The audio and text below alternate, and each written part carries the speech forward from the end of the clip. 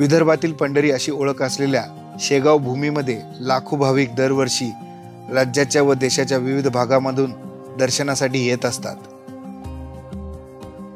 यापैकी बऱ्याच भक्तांना शेगाव येथे मुक्कामी राहून श्रींच्या समाधीचे दर्शन शांत मनाने व आरामात घ्यायची इच्छा असते व त्यांच्यासाठी महत्त्वाचा प्रश्न म्हणजे इथे राहायची सोय। तर चला या व्हिडिओच्या माध्यमातून पाहूया शेगाव संस्थानाचे हे 4 भक्त निवास। भक्त निवास क्रमांक 1 वारकरी भक्त निवास संकुल।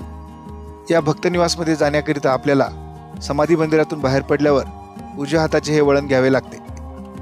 मंदिरापासून जर तुम्ही पायी गेलात तर साधारण 10 ते 12 मिनिटांमध्ये आपण या वारकरी संकुल भक्त निवासमध्ये पोहोचू शकतो। मंदिर परिसरातून या भक्त निवासमध्ये येण्यासाठी खाजगी ऑटो रिक्षा पण उपलब्ध आहेत। या भक्त निवास संकुलमध्ये तुम्हाला फक्त डॉर्मेटरी हॉलमध्ये राहण्याची सुविधा उपलब्ध आहे। भक्त निवासमध्ये प्रवेश करताना हा प्रवेश पास आपल्याला घ्यावा लागतो। आतमध्ये गेल्यावर डाव्या बाजूला प्रशस्त असे पार्किंग उपलब्ध आहे।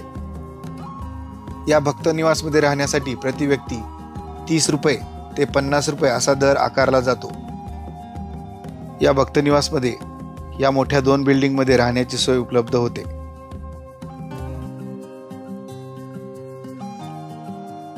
तसेच या भक्त निवासमध्ये अगदी माफक दरात अल्पोपहार व जेवणाची सोय उपलब्ध आहे।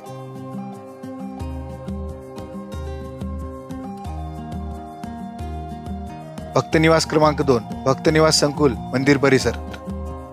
हे भक्त निवास मंदिरापासून सर्वात जवळचे भक्त निवास आहे, त्यामुळे भाविकांची इथे नेहमी गर्दी असते।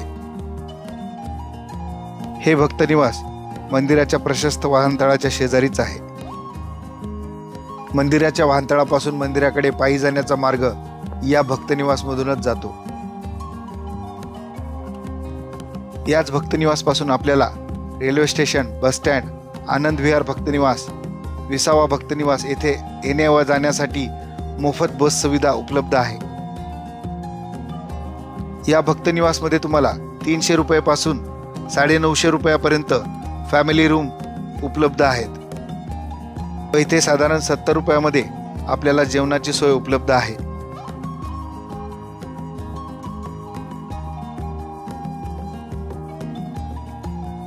भक्त निवास क्रमांक 3 विसावा भक्त निवास संकुल।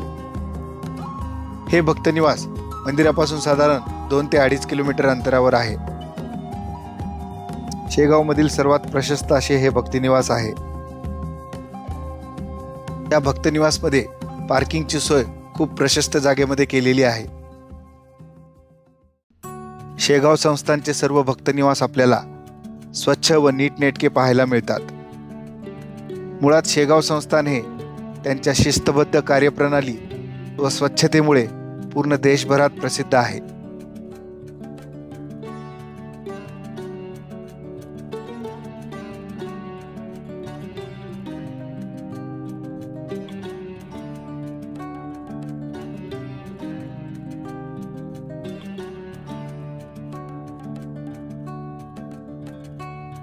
या भक्त निवास मधून आपल्याला मंदिराकडे जाण्यासाठी ही बस सुविधा उपलब्ध आहे। वर्षभरामध्ये जेव्हा जेव्हा सुट्ट्यांचा कालावधी असतो त्या कालावधीमध्ये या सर्व भक्त निवासांमध्ये गर्दी पाहायला मिळते, त्यामुळे रूम बुकिंगसाठी आपल्याला थोडी प्रतीक्षा करावी लागू शकते। आतमध्ये प्रवेश केल्यानंतर मध्यभागी आपल्याला रूम नोंदणी कार्यालय पाहायला मिळते। या कार्यालयामधून आपल्याला रूमची बुकिंग करता येते।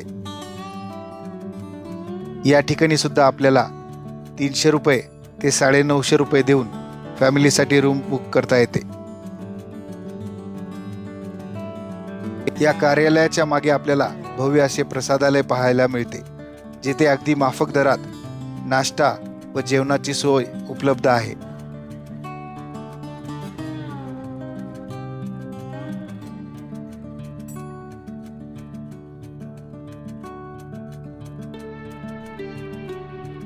याच भक्ती निवास मध्ये आपल्याला पर्यायी निवास म्हणून डॉर्मेटरी हॉलची सुविधा पण उपलब्ध आहे।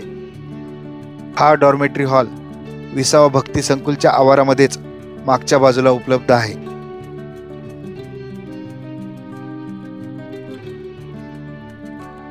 या डॉर्मेटरी हॉलमध्ये राहण्यासाठी आपल्याला प्रति व्यक्ती 70 रुपये शुल्क आकारले जाते.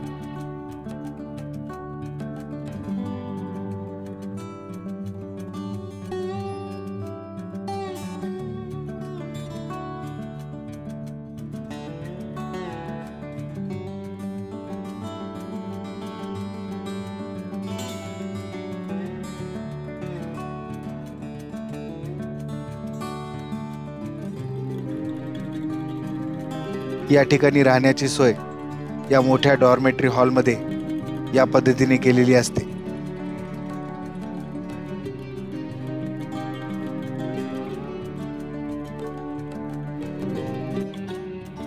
भक्तनिवास क्रमांक 4 आनंद विहार भक्तनिवास संकुल.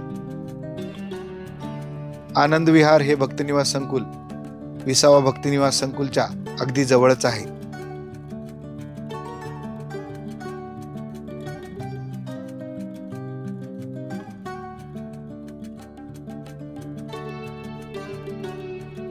या भक्तनिवास संकुलमध्ये सुद्धा प्रशस्त अशी पार्किंगची सोय उपलब्ध आहे.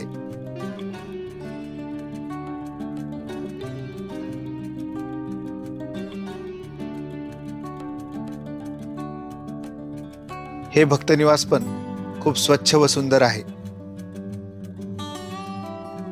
पण या ठिकाणी आपल्याला 850, 900 व 950 या दरांमध्ये रूम उपलब्ध केल्या जातात.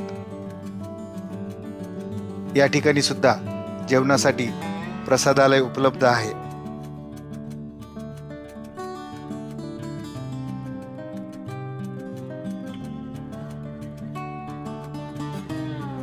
या भक्त संकुलच्या आवारामध्ये विठू माऊलीचे हे भव्य शिल्प आपल्याला पाहायला मिळते आणि या मूर्ती शेजारीच रूम नोंदणीचे कार्यालय उपलब्ध आहे.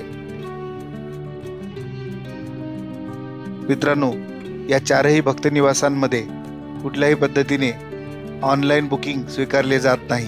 त्यामुळे इथे येऊनच आपल्याला रूमचे बुकिंग करावे लागते.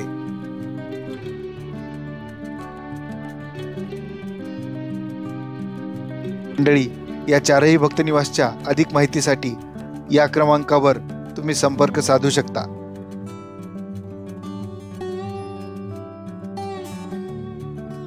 ब्रह्मांड नायक श्री संत गजानन महाराज की जय. मंडळी, शेगाव भक्तनिवास बद्दल केलेला हा व्हिडिओ तुम्हाला कसा वाटला? तुमच्या प्रतिक्रिया नक्की कळवा व या 4 भक्तनिवासांपैकी तुमचे आवडते भक्तनिवास कोणते हे मला कमेंट करून नक्की सांगा. व्हिडिओ पूर्ण पाहिल्याबद्दल मनापासून धन्यवाद.